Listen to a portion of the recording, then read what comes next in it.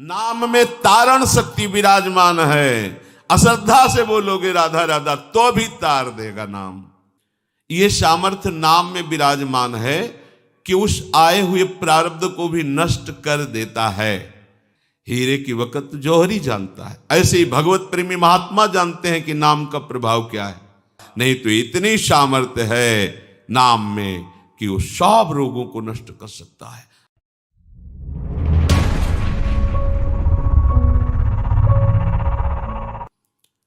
अपने को सब शास्त्रों का स्वाध्याय करके, सब संतों का समागम करके, सब महामहिम परमार्थ के साधनों का अवगाहन करके फिर निश्चय करने का समय नहीं है। बहुत अल्प आयु है, मंद बुद्धि है, विषयों का आकर्षण है, समय ज्यादा है नहीं। तो इनका सबका अवगाहन किए हुए जो महापुरुष हैं, जिन्होंने समस्त शास्त्र के सिद्धांतों का अवगाहन किया है, समस्त संत महात्माओं के हृदय की बात को समझा है, समस्त साधनों का सार ग्रहण किया है, वो महापुरुष जन कहते हैं सबका सार एकमात्र प्रभु का नाम है। आप विश्वास करके यदि प्रभु के नाम का निरंतर रटन शुरू कर दे तो हर स्थितियां आपके हृदय में आ जाएंगी। कह रहे ननु दुरिताक्रांताय ते कथम संश्रयम दास्यामि तत्राहा। यदि आप कहें कि बहुत पापों का भार मैं एकत्रित कर चुका हूं, क्या प्रभु मेरे जैसे पापी का भी उद्धार कर देंगे? मैंने हिंसा की, चोरी की, पापाचरण किया, कभी बड़े बुजुर्गों की सेवा नहीं की, कभी गुरुजनों की आज्ञा में नहीं रहा, मनमानी आचरण करके अपने को नष्ट कर लिया, क्या अब भी उपाय है मेरे कल्याण के लिए? तो कह रहे हैं कि तू चाहे जितना बड़ा पाप करने वाला हो, तू चिंता मत कर, क्योंकि जय नाम धेय मुनि वृंद गेय जनरंजनाय परमाक्षराकृते तम नादरादपि मनागुदीरितम निखलोग्र ताप पटली विलुम्पशी। जय हो मुनिगणों के द्वारा जपे जाने पर प्रभु को भी अधीन करने वाले नाम की जय हो। हमें चिंता नहीं करनी कि भगवान हमें स्वीकार करेंगे कि नहीं, उनकी तरफ से स्वीकृति की बात अब हमें नहीं देखनी, हमें अपनी तरफ स्वीकृति की देखनी है। क्या आपने नाम को स्वीकार किया कि नहीं? ये वो नाम है जिसकी जय मुनिगण कर रहे हैं कि घोर पाप प्रवृत्तियों से निकाल करके महात्मा बना दिया। उल्टा नाम जपत जग जाना, वाल्मीकि भय ब्रह्म समाना।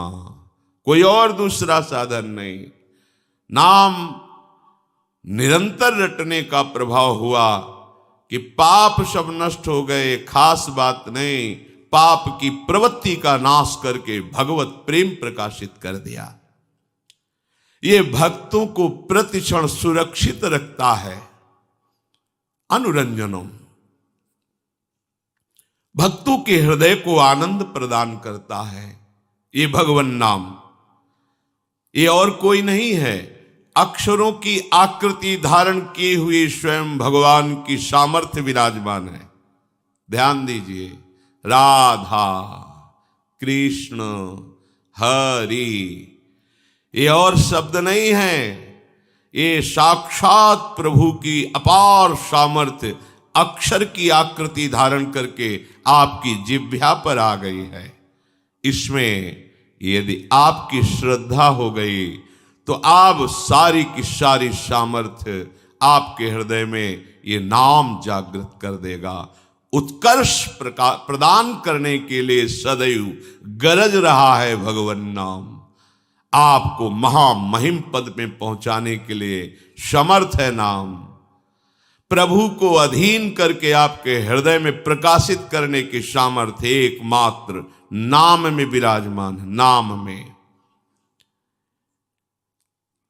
यदि कोई अनादर पूर्वक नाम उच्चारण करे तो उसका कल्याण हो जाता है। अनादर पूर्वक, क्या राधा राधा राधा, बस तुम अश्रद्धा पूर्वक बोले राधा राधा, यही आपका कल्याण कर देगा। इसमें श्रद्धा की आवश्यकता इस कोटि से नहीं है कि जैसे आग को छुओ तो श्रद्धा की आवश्यकता नहीं है, उसकी सामर्थ्य जला देना। दाहिका शक्ति आपको जला देगी। आप अश्रद्धा से छुओ, गुस्सा से छुओ, अपमान करने के लिए उसे छुओ तो भी वो आपको जला देगी, क्योंकि उसमें दाहिका शक्ति है।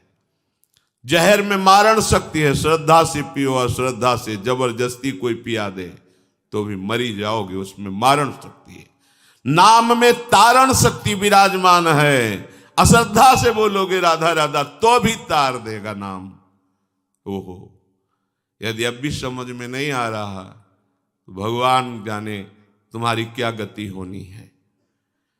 संकेत में, परिहास में, अनादर में, उपहास करने के लिए यदि नाम का उच्चारण कर लिया तो लिंग देह पर्यंत समस्त भयंकर पाप समूहों को समूल नष्ट कर देता है नाम।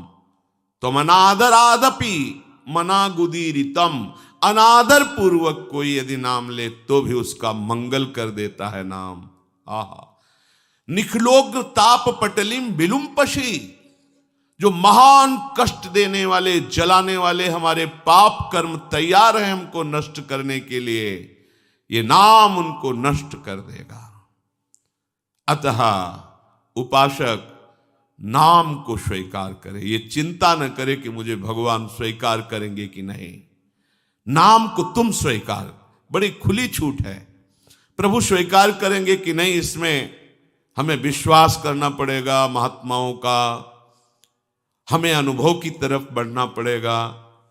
पता नहीं कितने दिनों में अनुभव होगा कि भगवान मुझे स्वीकार किए हैं कि नहीं।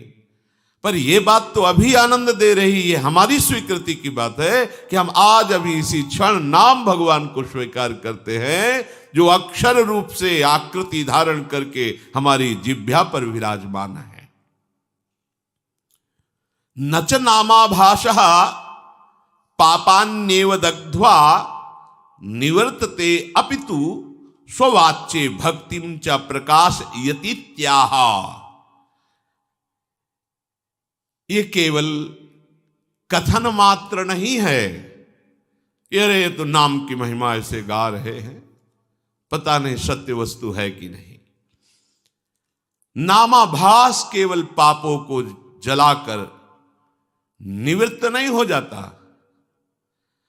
वो अपने वाच्य को अधीन करके हृदय में प्रेम प्रकाशित कर देता है। जैसे कृष्ण ये वाचक है और कृष्ण रूप ये वाच्य है। ये वाचक, ये नाम उस रूप को आकर्षित करके उसके प्रति अपार प्रेम प्रकट करके आपके हृदय में स्थापित कर देगा।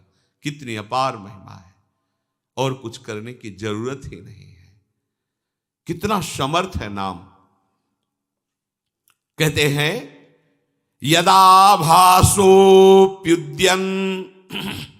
कवलित भवध्वांत विभवो दृशम तत्वान्धानामपि दिशति भक्ति प्रणयिनीं जनस्तस्योदात्तं जगति भगवन्नाम तरणे कृतीते निर्वुक्तुम कहि महिमानं प्रभवति। हे भगवन नाम सूर्य, जिसने आपको स्वीकार कर लिया उसके जीवन में अंधकार नहीं रह गया। जैसे हम प्रकाश में देख पाते हैं, भ्रम हो जाए कि रस्सी में सांप है तो बिना प्रकाश के नहीं देख पाएंगे, तो जैसे हम प्रकाश में देख पाते हैं कि वो सर्प नहीं, वो रस्सी है। हमारा भ्रम था कि हम रस्सी को सर्प मानकर भयभीत हो रहे थे, ऐसे ही नाम भगवान रूपी सूर्य के प्रकाश में हम देख पाते हैं ये जगत नहीं, जगदीश ही जगत बने हुए हैं। वासुदेवा सर्वमिति स महात्मा सुदुर्लभा, सर्वत्र भगवत दर्शन कराने की सामर्थ्य नाम में विराजमान है। इस संसार में कौन ऐसा होगा प्रवीण पंडित जन जो आपकी महामहिमा असमोर्ध महिमा को यथार्थ रूप में कह सकता है। हे नाम भगवान, आपकी महिमा को कोई पंडित, कोई ज्ञानी, कोई महात्मा संपूर्ण वर्णन करना चाहे तो असमर्थ है। कहूं कहां लगी नाम बड़ाई, राम न सकहि नाम गुण गाई। स्वयं नामी भगवान भी अपने नाम की महिमा को पूर्ण रूप से वर्णन करने में असमर्थ हैं। ऐसी अपार महिमा आपकी है।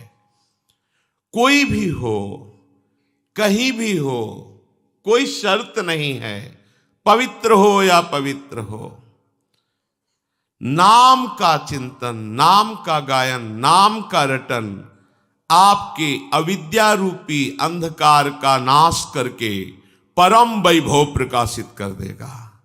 लोक परलोक के सारे सुख आपको प्राप्त हो जाएंगे। यही परलोक सकल सुख पावत, मेरी सो भैया कृष्ण गुण संचु, महाप्रभु हरिवंश चंद्र जी कहते हैं।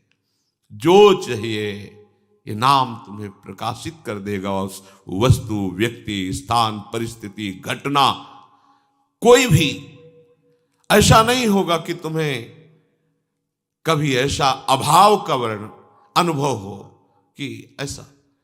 जिस समय नाम का एक छत्र राज्य हो जाता है तो और कोई भाव ही नहीं रह जाता, क्योंकि पता चल जाता है इस माया के नाटक में फंसने से जो हमें दुख मिला, अशांति मिली, क्लेश मिली, वो हमें गलती समझ में आ जाती है। इसलिए वस्तु, व्यक्ति, स्थान, घटना, परिस्थिति की मांग ही खत्म हो जाती है।